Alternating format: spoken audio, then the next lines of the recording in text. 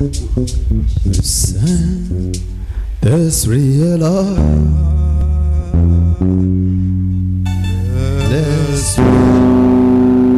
L'Esprit est là.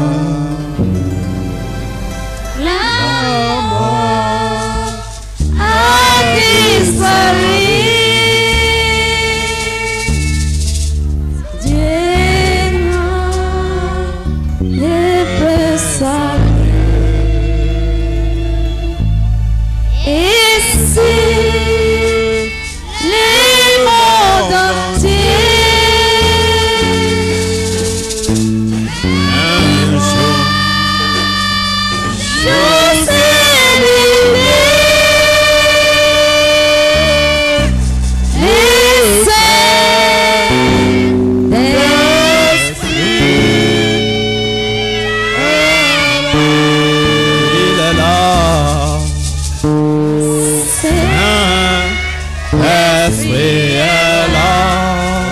Rakaya Baba Baba.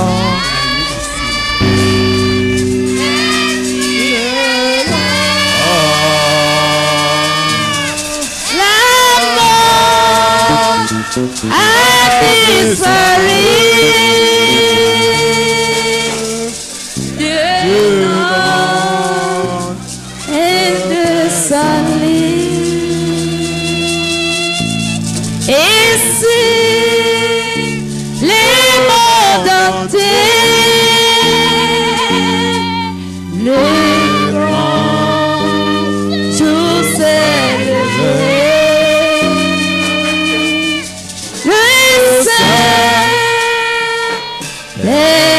Saint-Esprit est là. Maria Kata Sono Shekeria. L'Esprit est là. L'Esprit de Dieu est là. Thank you, Holy Spirit. La mort a disparu. Dieu de salut. Thank you, Holy Spirit.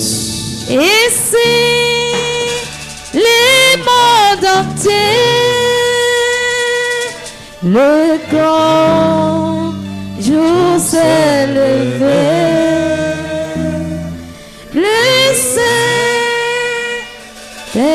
Saint-Esprit est là. Il est là. L'Esprit est là. Oh, le Saint-Esprit est là. La mort a disparu. Et dans précieux allées, ici, les mondes entiers. Le grand jour s'est levé. Le Saint-Esprit est là.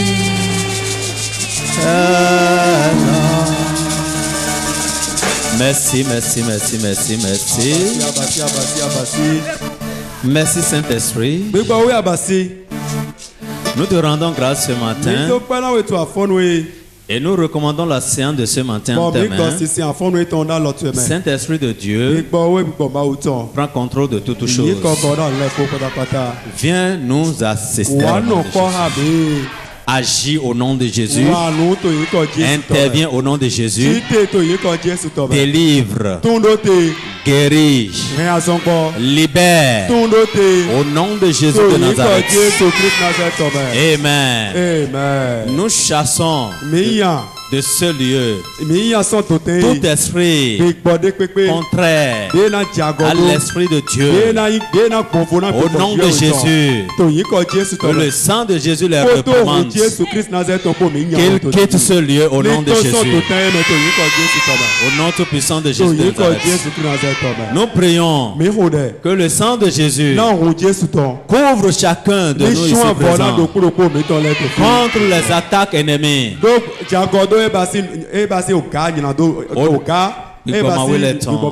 Au nom de Jésus. Asseyons-nous. On est en train de parler sur je suis racheté de la malédiction.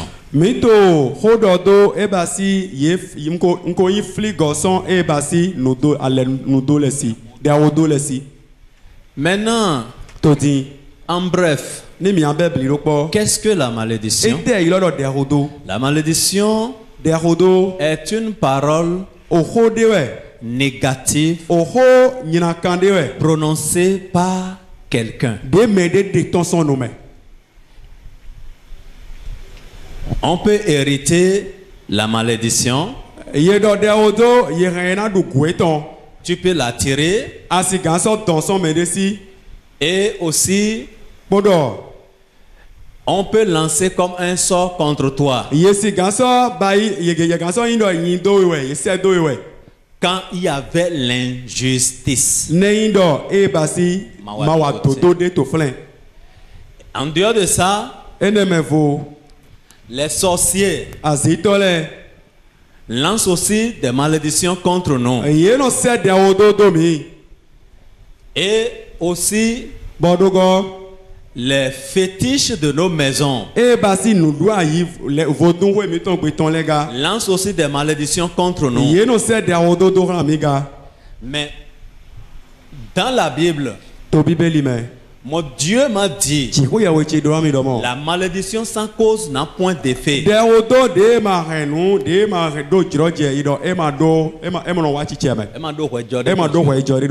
y avait des malédictions qui ont des causes.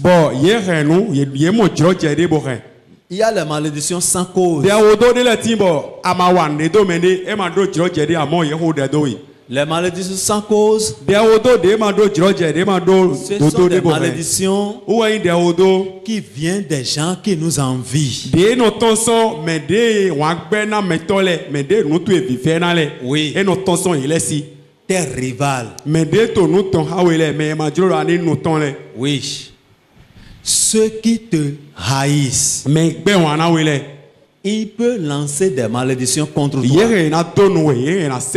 Les sorciers, les idoles de maison.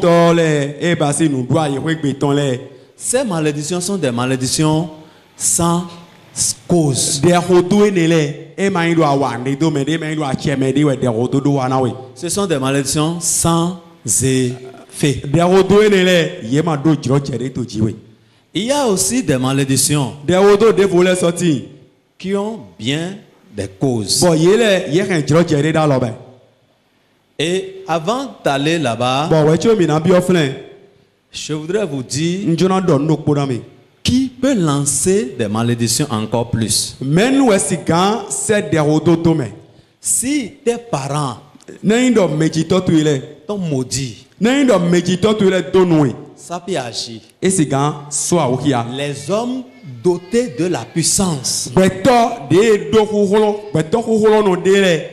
peut te maudire. Amen. Amen. Tes dirigeants spirituels peuvent te maudire. Est-ce que tu me suis? Et quand il y avait l'injustice, la malédiction peut agir. Par exemple, si un homme vient prendre la femme d'autrui, si on lance la malédiction contre lui, ça peut agir contre lui. Si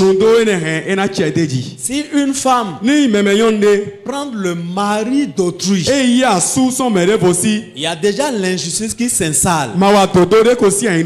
Si la femme lance la malédiction, la femme, ça peut agir. Parce que l'injustice est déjà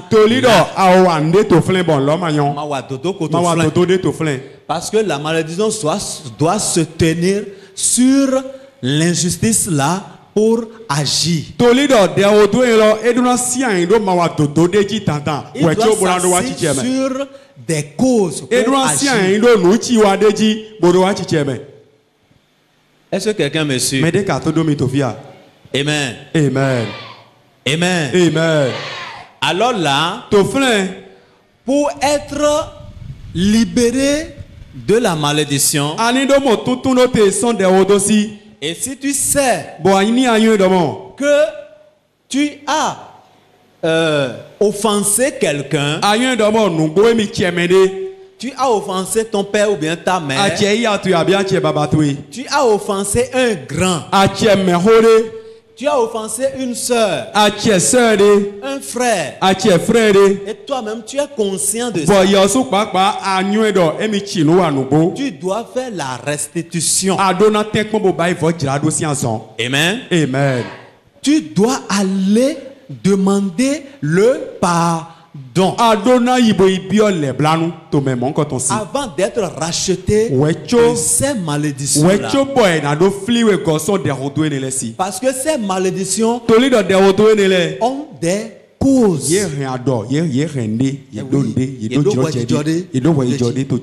Est-ce que tu me suis? Est-ce que tu me suis? Amen. Amen. Oui, il y a certaines malédictions qui ont, ça dit, on y est tort. Ils ont des raisons. Oui. Ils ont des raisons sur lesquelles ils se tenaient pour agir.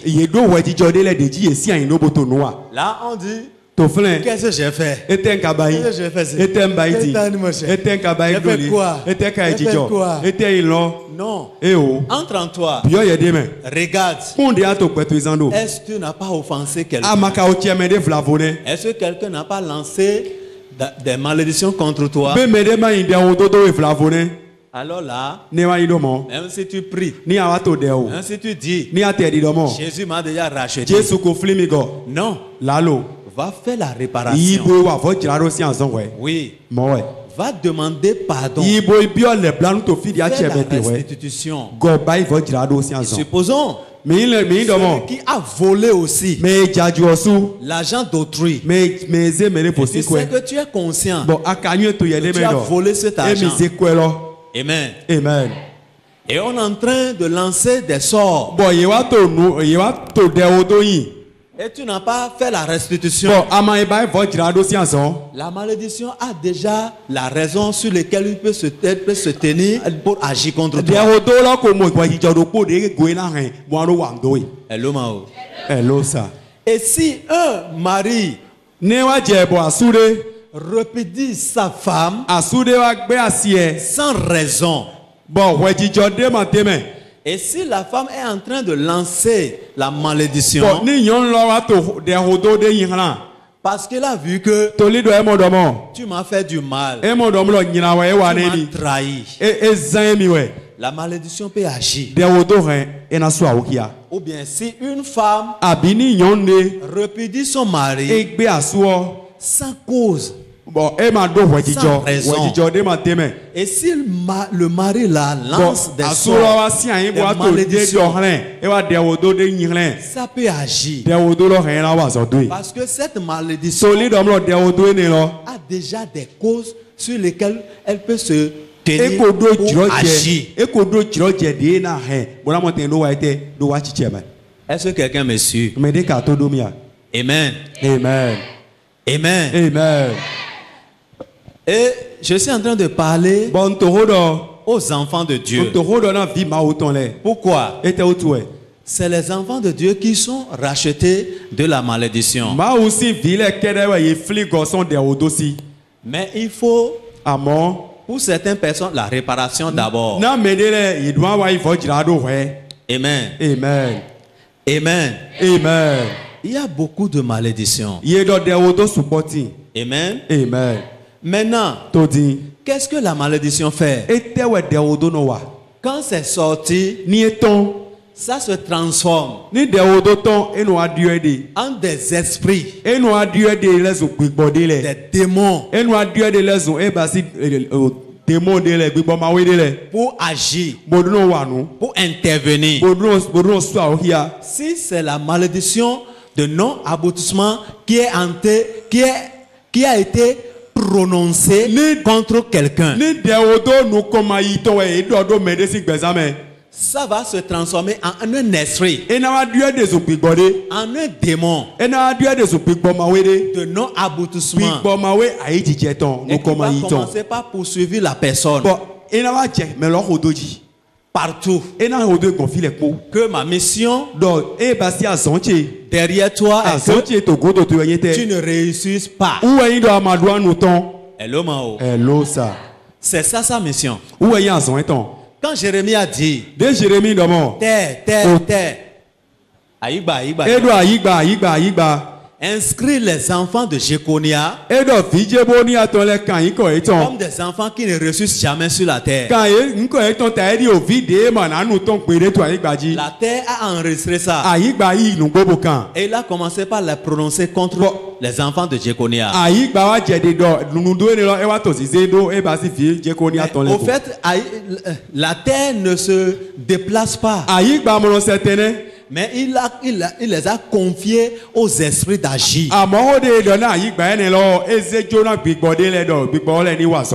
Alléluia. Amen. Alléluia. Amen. Donc tu dois être racheté de ces esprits-là. C'est ça, je suis racheté de la malédiction. Amen. Amen. Je connais une famille avant que le grand-papa l'aïeul là meure. Au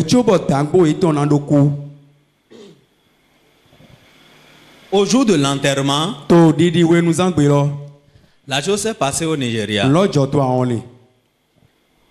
On a enterré 7 personnes parmi ses serviteurs vivant avec lui.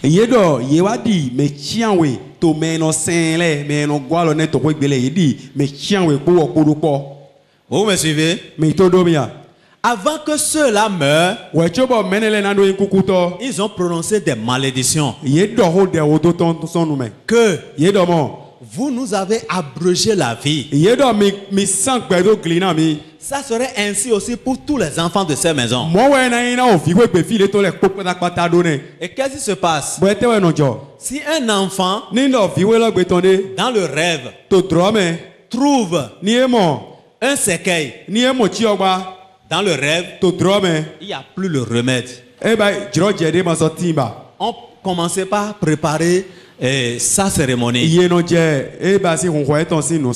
Parce que dans 2 semaines, on va l'enterrer. Vous voyez? La malédiction là avait une cause.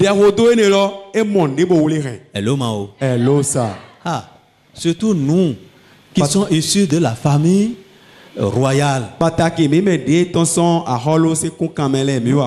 devons beaucoup prier. Parce qu'il y a des malédictions.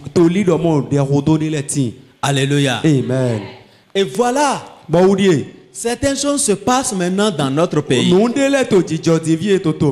Et on commence à accuser les uns et les autres. Non. Quand il y avait le sang innocent versé dans un pays, ça se transforme en un des esprits pour réclamer la vengeance. Lisez-moi 1 Pierre 1.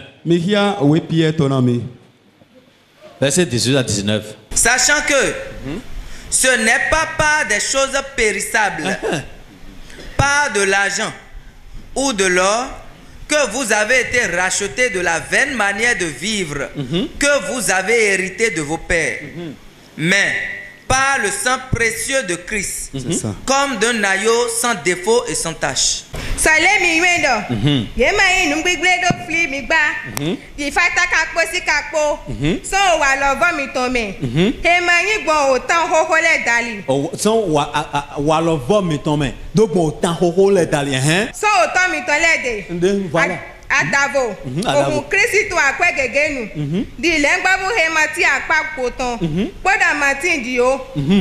Mehe yeko nywe dai nungbo jenu ko na ihon dodo sigba bo so ohia to kodo je hele ton menami. Amen. Amen. Amen. Dis à ton frère. Je suis racheté. Oui. Je suis racheté. La Bible nous dit ici qu'il avait la malédiction. Mais moi et toi, nous sommes rachetés de ces malédictions par le sang précieux de Jésus qui a été versé à la croix. Il y a de cela 2000 ans. Alléluia. Amen. Alléluia. Amen. Tu es racheté. Je suis racheté. Et qui est en train de te maudire encore? Alléluia. Amen. Alléluia. Amen. Voilà que les malédictions, tantôt je vous ai dit, ça se transformait en des esprits mauvais pour agir. Comment? Il y a des malédictions de la pauvreté accrue. S'il y avait la stérilité accrue,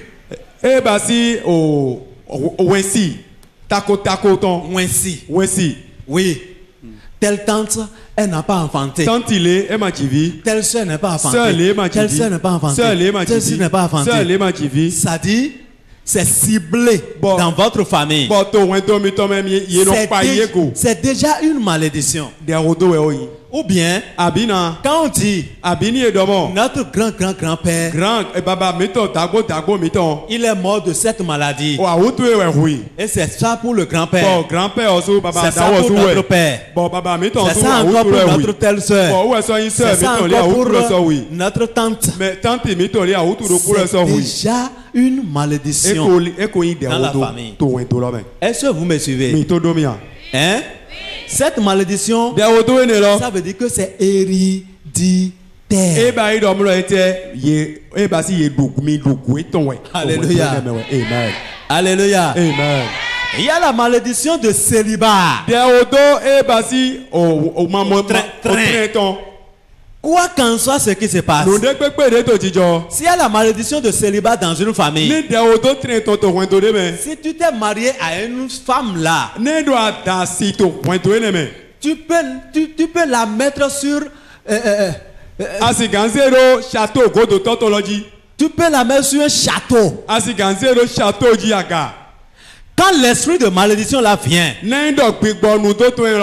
ça va la pousser à commettre des erreurs qui va la faire descendre de ce château là pour pouvoir retourner chez elle à la maison.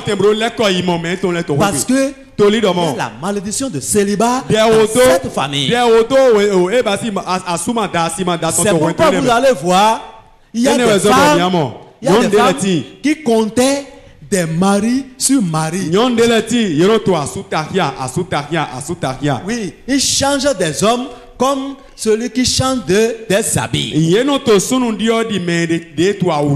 a déjà fait un enfant ici. Il a déjà fait un enfant pour Jacques. Il a déjà fait un enfant pour Bobo. Demain, c'est Cyprien. Ce n'est pas sa faute. Il y a aussi des hommes qui ont hérité de certaines malédictions de célibat. Ils sont incapables de garder une femme sous le toit.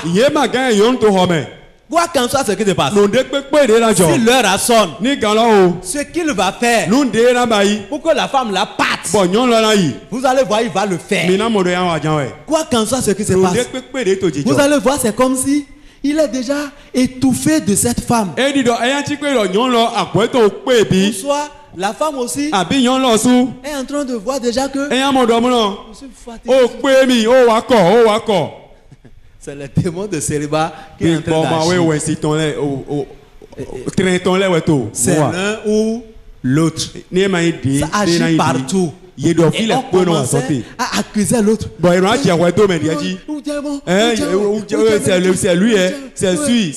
C'est l'homme là, il est mauvais. Ok. Jacques n'est pas bon. Jacques Mayon. Tu es allé voir Jean. Jean aussi n'est pas bon. Jean aussi Masoyon. Bobo n'est pas bon. Bobo. Justin n'est pas bon. Bobo Justin. Ou aussi Masoyon. Cyprien encore là. Assois Cyprien. Cyprien aussi n'est pas bon. Cyprien aussi Masoyon Yonti. Sœur, tu as problème au. Sœur, à d'autres clades ton vraiment. Il faut que tu ailles chercher maintenant ta situation. Spirituellement. Il faut chercher la délivrance. Il faut que ce démon de malédiction te quitte. Ceux qui font aussi des morts-nés à tout moment, partout où ils passent, c'est des morts-nés.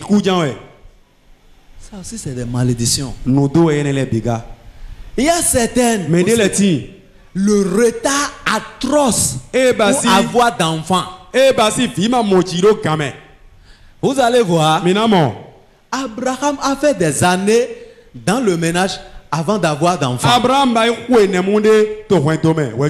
Isaac a fait des années. La femme que Jacob a aimée n'a pas vite fait aussi d'enfants. Amen. Amen. Amen. Amen. Il y a la déserte. À Doton, au temps d'Abraham. Abraham a fui son pays. Là où il est allé s'installer, il a menti là-bas à cause de sa femme. Il y a aussi la déserte au temps de Isaac. Isaac a fui. Là où il est s'installer là-bas, lui aussi a menti à cause de sa femme. Vous voyez? La chose est une chaîne.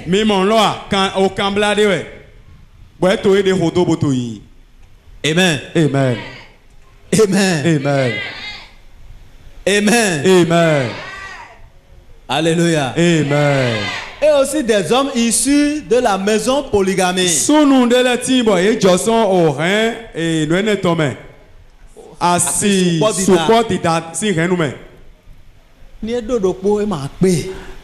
a un, il ne sera pas satisfait. Tu vas voir, s'il ne voit pas, il ne dort pas.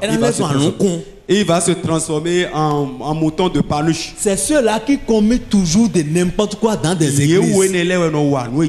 Parce qu'il y avait une malédiction derrière eux. Hello, ça. Mais si tu es sincère de ton cœur, tu es racheté par le sang que Jésus a versé pour toi. Et ça là ne pourra plus rien agir sur toi. Et pourquoi nous avons choisi le vin, le raisin? C'est-à-dire, c'est un symbole. On appelle ça action prophétique. Action prophétique se fait par des choses, ça dit naturelles ici, des choses pratiques qui représentent quelque chose.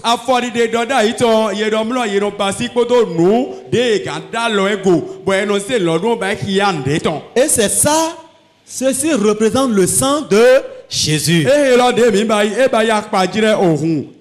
Ça c'est le symbole du sang de Jésus. Lisez-moi Matthieu 26. Verset 27 à 29 tout court. Il prit ensuite une coupe. Et après avoir rendu grâce, il la leur donna. En disant, oui, buvez-en tous. Buvez-en tous. Car ceci est mon sang. Car ceci est mon sang. Et ce jour-là, Jésus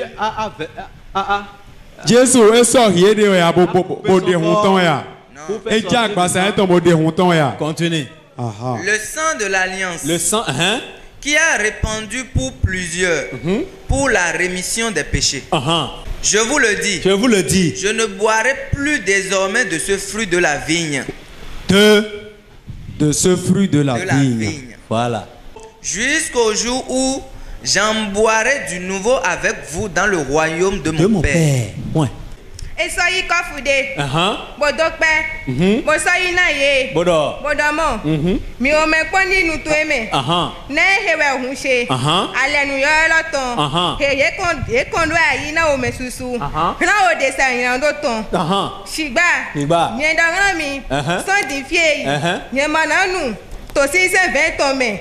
Ba kaka di azanegbe. Wenwe na ye na nu hemi. Amen. Amen. Jésus a posé des actes pratiques, des actions prophétiques. Jésus dit et les apôtres ont cru à ça. Et ça a agi sur leur vie. Ceux peut te racheter de ces esprits, de ces démons. Ces mauvais esprits. Les malédictions qui se sont transformées en mauvais esprits. Le mot, les mauvais esprits de maladie,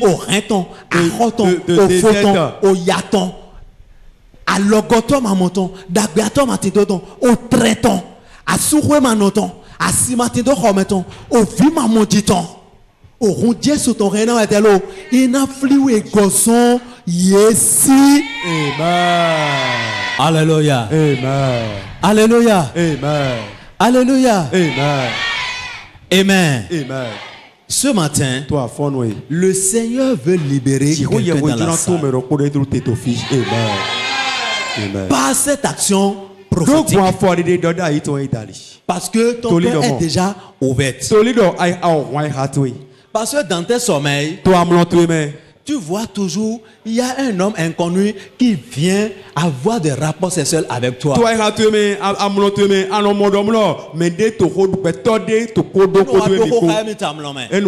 ça, là, ça détruit beaucoup de choses dans ta vie et aussi sur tes chemins.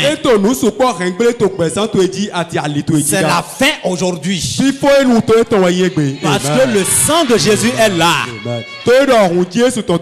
pour te libérer de cet esprit de malédiction.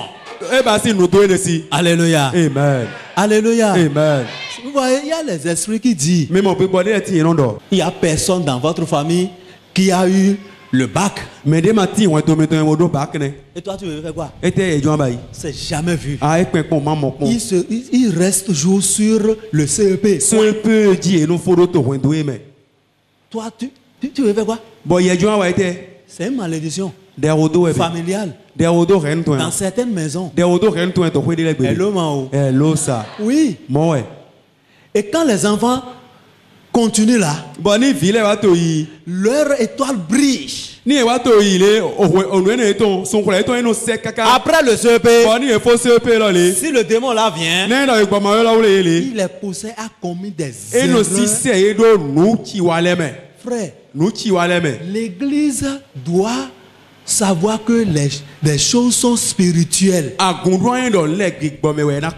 L'église ne doit pas accuser les frères et sœurs. L'église ne doit pas accuser des gens.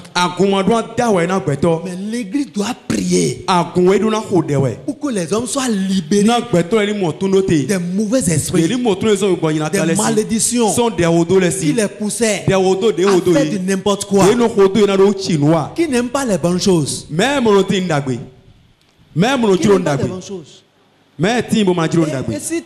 Et si ça arrive, et celui qui t'a promis de faire du bien, le jour est arrivé, et tu es devant lui, tu as commencé par dire des choses que tu ne devais pas dire. Il va te faire encore du bien. Tu veux me dire quoi? Ça là, tu crois que c'est simple? Tu crois que c'est simple?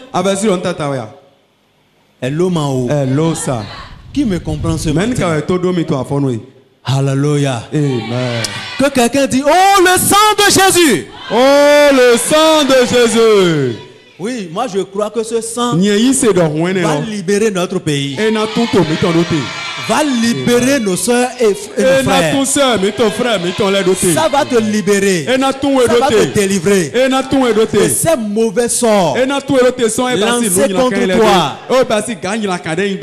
Il y a aussi la malédiction parce que nos aïeux on s'est détourné de Dieu et ils se sont adorés des idoles.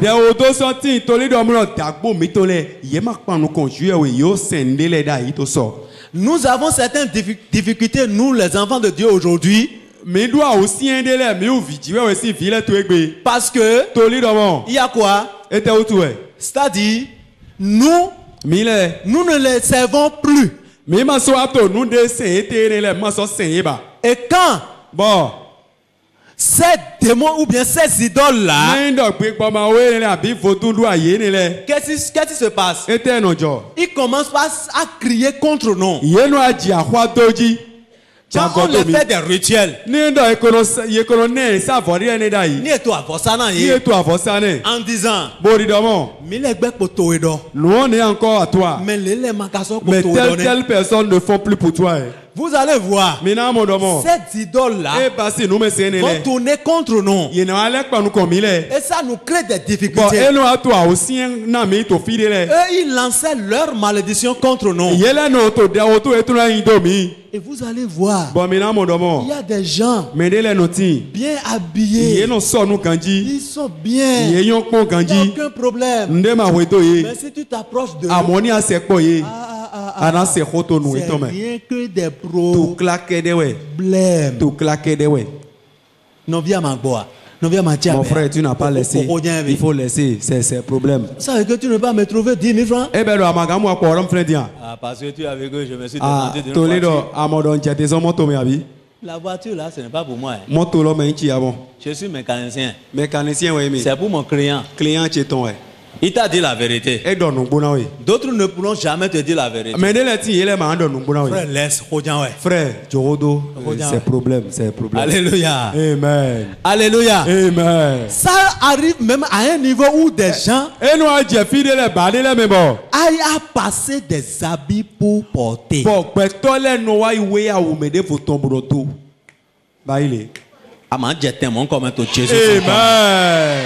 Amen. Juste pour maintenir, c'est-à-dire leur place avant là. C'est une malédiction. Ou bien quelqu'un qui s'accrochait à un métier aujourd'hui. Au plus tard, dans 3 mois, ça là c'est déjà tombé. Il a déjà eu un autre. Déjà tombé. Il y a un autre. C'est une malédiction qui est derrière toi. Hello. Hello, ça. Et des femmes aussi qui changent aussi de commerce sur commerce. Ceci ne marche pas. Ceci n'a pas marché. Ça n'a plus marché. C'est des démons de malédiction. Là où tout le monde vendait. Quand toi tu viens là, tu dors jusqu'au soir. Et tu amènes les choses à la maison. Les enfants vont manger ça. Le reste tu vas jeter sur le tas d'ordures. Ce n'est pas bien. C'est une malédiction. Tu vas voir. Regardez. Il y avait un homme. Je le connais. Amen. Amen. J'avais prié avec cet homme. Cet homme, c'est quoi? Quand il trouve une fille aujourd'hui, s'il dit je t'aime, je vais me marier à toi. Après ce jour-là, c'est la fille là même qui va aller chercher une rivière.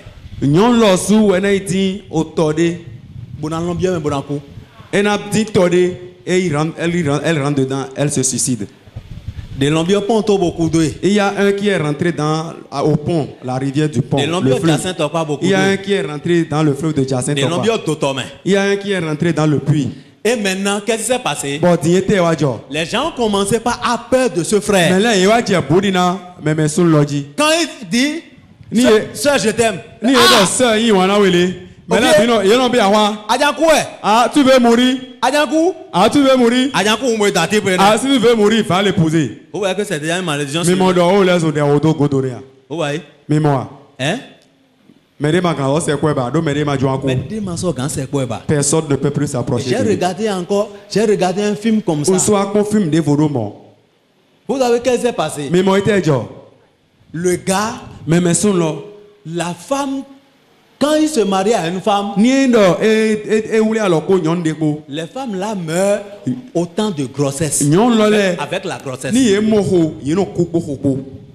Et c'est ça qu'il est en train de se prendre devant son père. Et ils sont allés voir un pasteur. Ils ont prié. Dans la nuit, Dieu lui a donné un rêve que il y avait un frère du quartier qui se trouvait dans une situation. Sa femme est en état. Il veut l'amener à l'hôpital. Il n'avait un franc. Et le vieux avait de l'argent. Au lieu d'aider le frère, il n'a pas pu faire ça. Et la femme là est morte. Et c'est ça qui... Le frère a dit, telle personne, tu ne peux pas m'aider. Et ma femme est morte avec la grossesse. Ça ne fait rien. C'est l'Éternel qui va prendre vengeance. Et voilà. C'est ce qu'il a dit ça. Frère, quand il y a de l'injustice, la malédiction s'installe. La malédiction agit. Frère, faisons du bien. Et pardonnez les uns et les autres.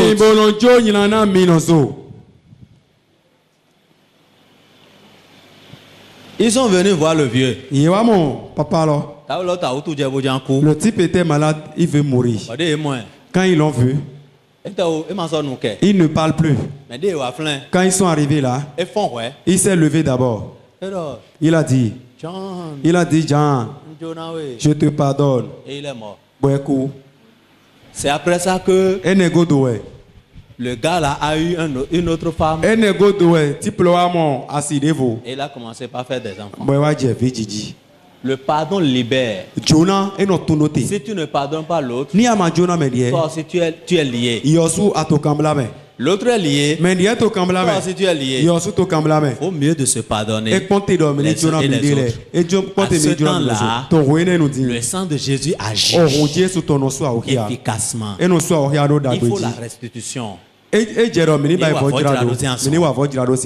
après la restitution, après la réparation, quand tu pries là, tu vas voir que tu ne vas pas beaucoup prier. Mais les choses vont commencer par se décoller.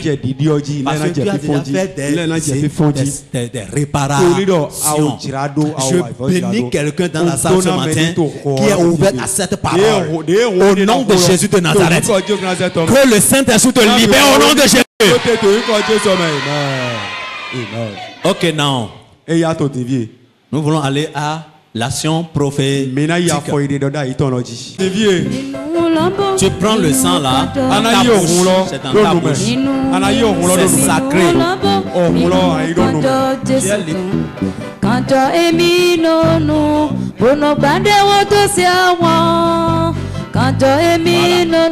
Vous êtes libéré du sang de Jésus. Dans ta place là, il faut prier.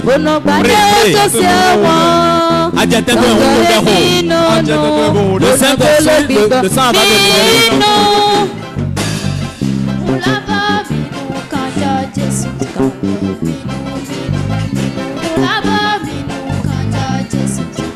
Prie.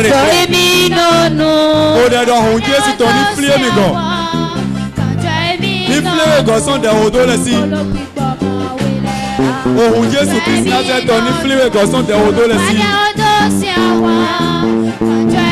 De odo de si quoi route ou en d'autres mêlés. Minu olabo, minu kanto Jésus to. Minu olabo, minu kanto Jésus to. Kanto emino no, bono bade oto se won. Kanto emino nono, bonongolo gbibama wele. Kanjo emi nono, bonogbade oto sewa. Kanjo emi nono, bonongolo gbibama mino. Minu uraba, minu kanja Jesu. Minu uraba, minu kanja Jesu. Kanjo emi nono, bonogbade oto sewa. Kanjo emi nono, bonongolo gbibama wele. Kanjo emi nono, bonogbade oto sewa. Kanjo emi nono, bonongolo gbibama wele.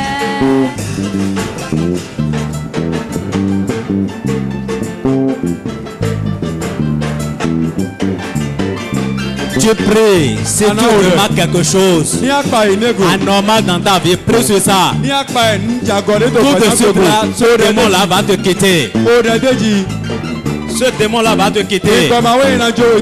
Parce que le sang de Jésus là, ça libère l'homme de toute mauvaise esprit. Ça libère le pays. Ça libère le quartier.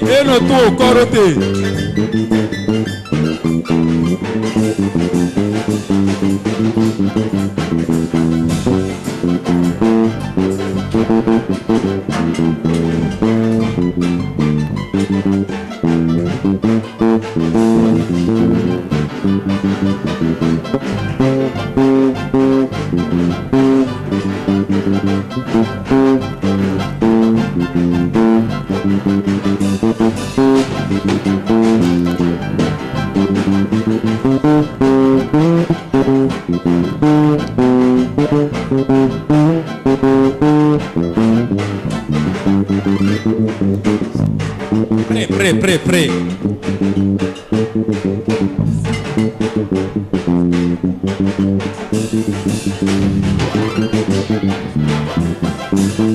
Prie. Si tu as une remarque contre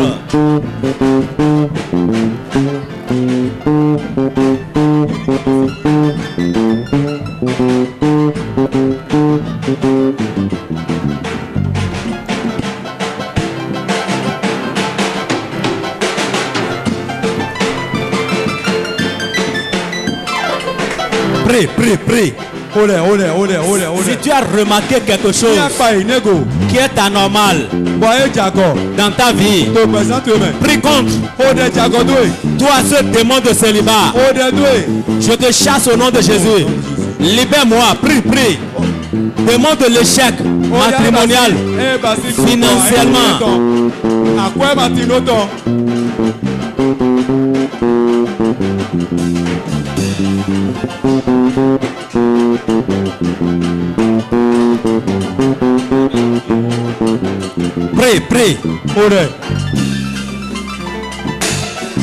Prie. Toi, tel démon, par le sang de Jésus, je te chasse aujourd'hui. Sors de mon corps, sors de ma vie. Je te chasse au nom de Jésus. Libère-moi.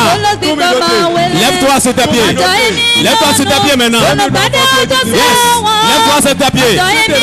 Le Saint-Esprit est là. Lève-toi. Lève-toi sur tes pieds.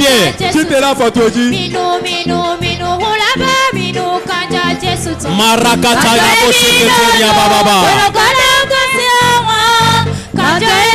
Yes.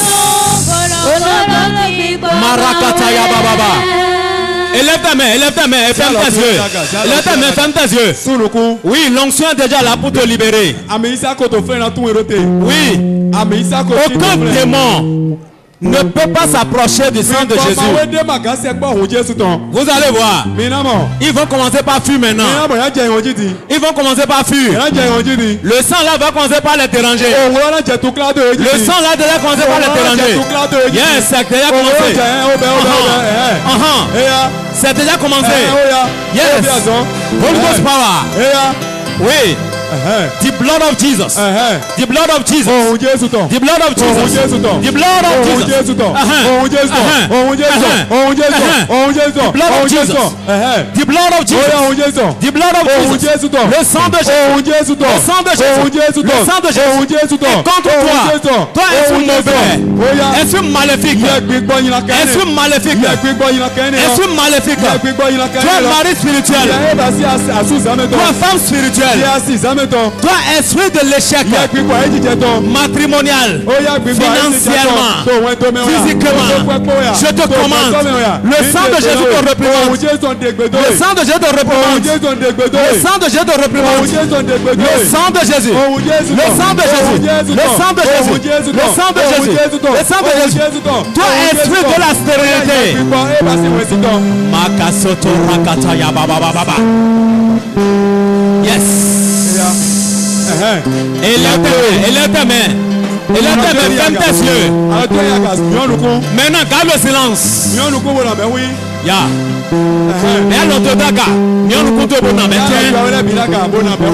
Dis-le. L'heure est sonnée.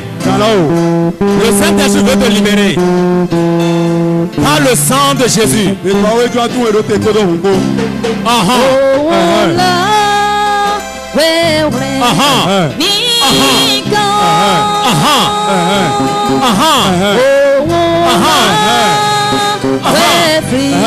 Loose. Et attention.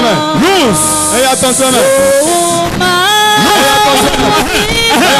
Yes. Attention. Oh Lord, where free me go, and free me go.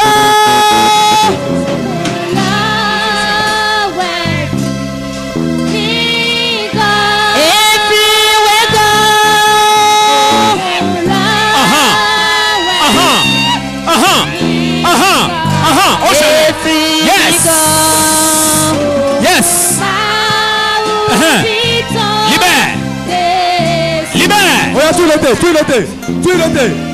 Oh Jésus. Le sang de Jésus. Le sang de Jésus. Le sang de Jésus. Reçois le feu. Oui, sors. Dans le nom de Jésus. Oui, sors. Au nom de Jésus, sors. Oui, libère. Libère. Oui, libère. Dans le feu, le sang de Jésus. Oui. Ton. Et là, au nom du Seigneur Jésus. Oh, libère là, au nom de Jésus. Loose.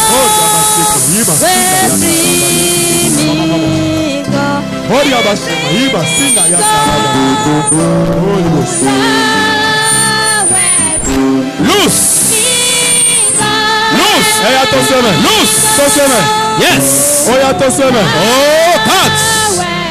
Holy Ghost. Le sang de Jésus. Le sang de Jésus. Le sang te libère. Le sang là te libère. Le sang là te libère. In the name of Jesus. Get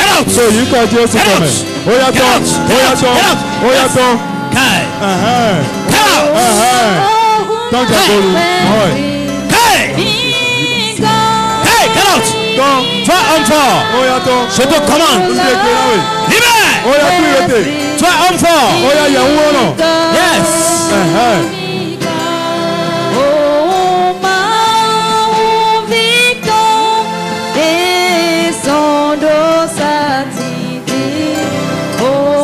Oh, the blood of Jesus.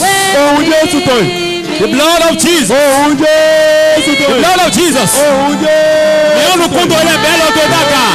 Ferme tes yeux. Et on nous compte les belles de Dakar.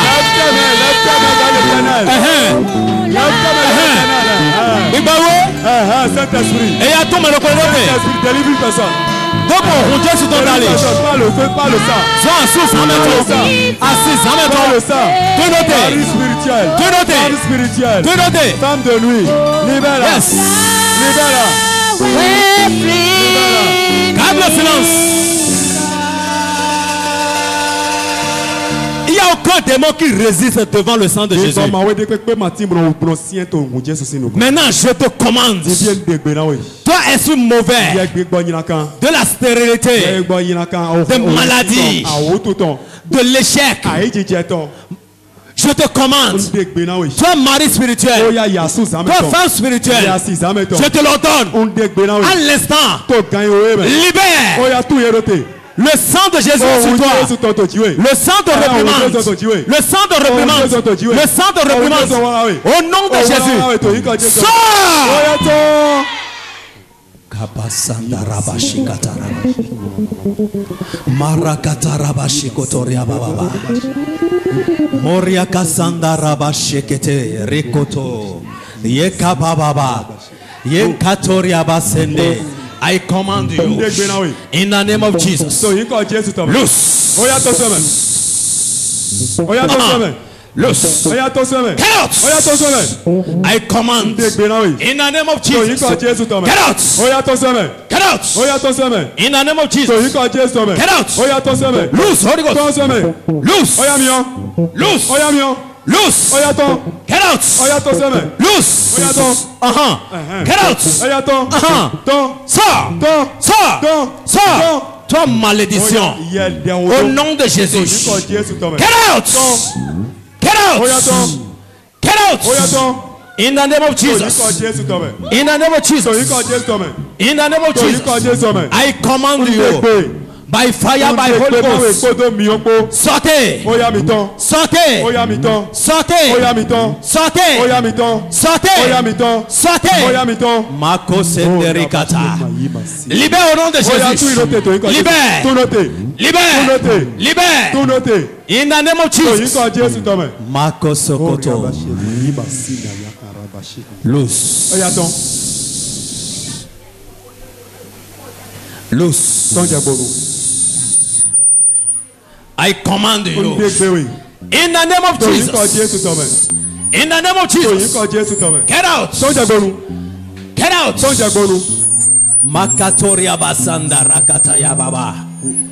Oriaka yamasende. Je te commande au nom de Jésus. Sors de ce corps.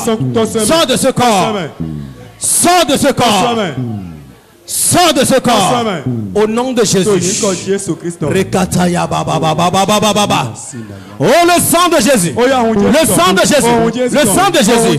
Le sang est sur toi. Le sang de réprimande. Toi, mauvais esprit, je te commande. Libère. Libère.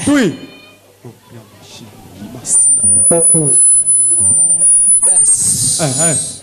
Le sang est sur toi. Le sang est sur toi. Le sang est sur toi. Le sang est sur toi. Le sang est sur toi. Le sang est sur toi. Le sang est sur toi. Libère.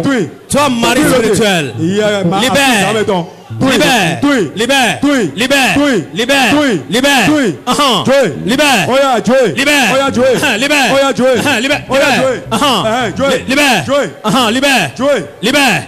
Libère. Libère. Yes. Le sang de Jésus. Le sang de Jésus. Le sang. Le sang. Le sang. Le sang. Le sang. Le sang. Le sang. Le sang. Le sang. Oh, the blood of Jesus. The blood of Jesus. The blood of Jesus. Yes, le sang te libère. Le sang te libère. Le sang te libère. Le sang te libère. Sois libéré aujourd'hui. Ma fille, tu es libérée. Sois libéré. Sois libéré. Sois libéré. Sois libéré. Sois libéré. Sois libéré. Sois libéré. Sois libéré. Sois libéré. Sois libéré. Get out! In the name of Jesus. Mabosanda rakata yaba. Rekete yaba sokoto. Rikoto yaba sekete. Oh Jesus. Le sang là voulait libérer une femme ici dans la salle. Tu as les maux de ventre atroces. Le sang là veut te libérer. Le sang là veut te libérer. Le sang là te libère. Le sang là te libère. Le sang là te libère. Le sang là te libère. Le sang là te libère. Il te libère. Il te libère. Il te libère. Il te libère. Il te libère. Il te libère. Il te libère. Il te libère. Il te libère. Il te libère. Il te libère. Il te libère. Il te libère. In the name of Jesus. Rakataya mama mama. Moria katsanda rabashekete roboso kotorobo shikata. Thank you, Holy Spirit. Thank you, Holy Spirit. Thank you, Holy Spirit. Thank you, Holy Spirit. Oui. Le sang là est en train de te purifier. Oui. Il purifie ton ventre. In the name of Jesus. Mokasanda rabashikata rababa. Cheke de pepe de bigbo. The hodoton let do it by fire, by Holy Ghost. Eya cheke loni wen. Amen. Cheke loni wen. Amen. Cheke loni wen. Amen. Cheke loni wen. Amen. In the name of Jesus. Amen. Amen. Cheke wamado taton. Amen. Cheke a ejijeton, au renton, à roton, au fauton, au yaton, à oututon, au insiton, trenton, by fire, by thunder. Et ya ni Amen. Amen. Oh, rondier sous ton tout canal to ebe. Amen. Big bod de rodoton de pepe, de ta son wato présente mais. Beaucoup de gens ont vite dit, à soute dit, à site dit, point de toi, à son toi, à chotin toi, au sort toi dit, à bito atelier boutique toi mais. Tony Kodje sous ton main. Et ya au Dieu sous ton baïe. Amen. Amen. Oh God. Oh, merci Jésus. Merci Jésus. Merci Jésus. Merci Jésus. Merci Jésus. Merci Jésus. Merci Jésus. Merci Jésus. Merci Jésus. Merci Jésus. Merci Jésus. In the name of Jesus. Thank you, Holy Spirit. Rends grâce à Dieu.